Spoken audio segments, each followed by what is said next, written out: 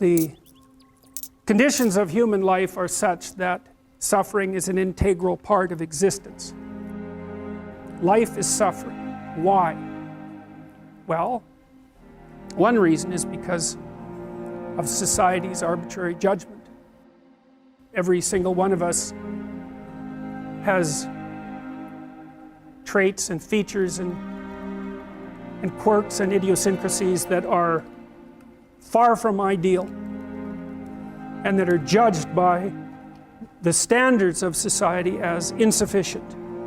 And so you suffer because of your imperfect insufficiency in the eyes of others. And you can certainly make the claim that fairly frequently that's arbitrary. And so that's the claim that society is tyrannical and judgmental and needs to be constantly reconstituted so that the tyrannical element doesn't take full control.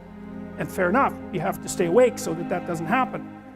But the thing is, it doesn't matter what society it is, although they vary in the degree of their tyranny. The mere fact that you're grouped together with other people and have to come up with a common value structure in order to live together means that many of the things that characterize you are going to be suboptimal. And so the price you pay for social being is that much of you is deemed insufficient.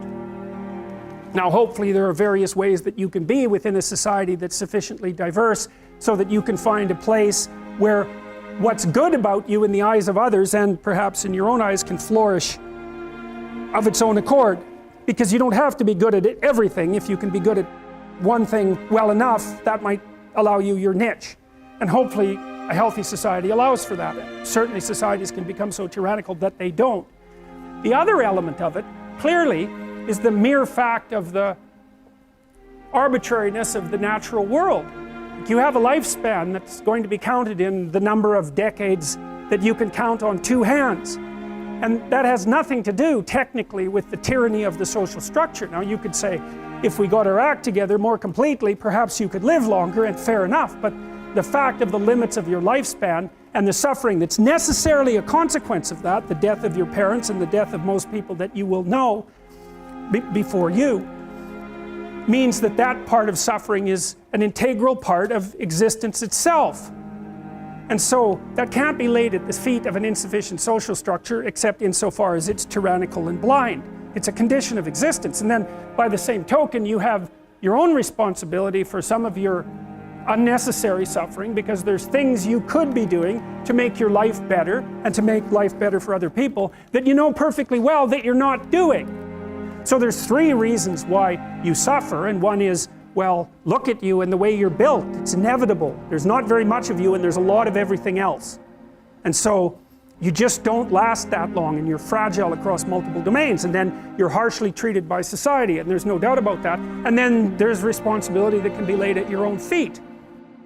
The proper pathway through that is to adopt the mode of authentic being. And that is something like refusing to participate in the lie, in deception and the lie, to orient your speech as much as you can towards the truth, and to take responsibility for your own life and perhaps also for the lives of other people. And there's something about that that's meaningful and responsible and noble, but also serves to mitigate the very suffering that produces, say, the nihilism or the flee into the arms of totalitarians to begin with. You need something to shelter you against your own vulnerability. And you can adopt a comprehensive description of reality that's formulated for you by someone else that neatly divides the world into those who are innocent and perhaps innocent victims, and those who are guilty and perhaps the perpetrators of the suffering. But none of that has anything to do with you, and in addition, it's not a reasonable way of assessing the world. The suffering is built in. The existentialist take is, no, that's just how it is. That's just how it is. You don't have to necessarily have done anything wrong for things to get completely out of control. It's a terrifying doctrine, but it's not a hopeless doctrine, because it still says that there's a way forward, there's a pathway forward, and the pathway forward is to adopt a mode of being that has some nobility, so that you can tolerate yourself and perhaps even have some respect for yourself as someone who's capable of standing up in the face of that terrible vulnerability and suffering, and that the pathway forward, as far as the existentialists are concerned, is by, well, certainly by the avoidance of deceit, particularly in language, but also by the adoption of responsibility for the conditions of existence and some attempt on your part to actually rectify them. And the thing that's so interesting about that is, well, two, as far as I'm concerned, and some of this is from clinical experience, you know, if you take people and you expose them voluntarily to things that they are avoiding and are afraid of, you know, that they know they need to overcome in order to meet their goals, their self-defined goals. If you can teach people to stand up in the face of the things they're afraid of, they get stronger. And you don't know what the upper limits to that are, because you might ask yourself, like, if for 10 years, if you didn't avoid doing what you knew you needed to do, by your own definitions, right, within the value structure that you've created, to the degree that you've done that, what would you be like? Well, you know, there are remarkable people who come into the world from time to time, and there are people who do find out over decades-long periods what they could be like if they were who they were, if they spoke their being forward. And they get stronger and stronger and stronger, and we don't know the limits to that. We do not know the limits to that. And so you could say, well, in part, perhaps the reason that you're suffering unbearably can be left at your feet, because you're not everything you could be, and you know it. And of course, that's a terrible thing to admit, and it's a terrible thing to consider, but there's real promise in it, right? Because it means that perhaps there's another way that you could look at the world, another way that you could act in the world, so what it would reflect back to you would be much better than what it reflects back to you now. And then the second part of that is, well, imagine that many people did that, because we've done a lot as human beings. We've done a lot of remarkable things. I often ask undergraduates how many hours a day you waste, or how many hours a week you waste, and the classic answer is something like 4 to 6 hours a day.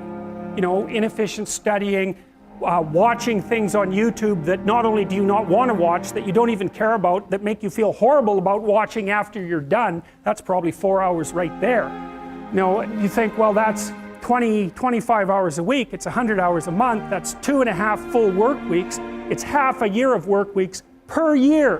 And if your time is worth $20 an hour, which is a radical underestimate, it's probably more like 50 if you think about it in terms of deferred wages. If you're wasting 20 hours a week, you're wasting $50,000 a year. And you are doing that right now. And it's because you're young, wasting $50,000 a year is a way bigger catastrophe than it would be for me to waste it, because I'm not going to last nearly as long. And so if your life isn't everything it could be, you could ask yourself, well, what would happen if you just stopped wasting the opportunities that are in front of you?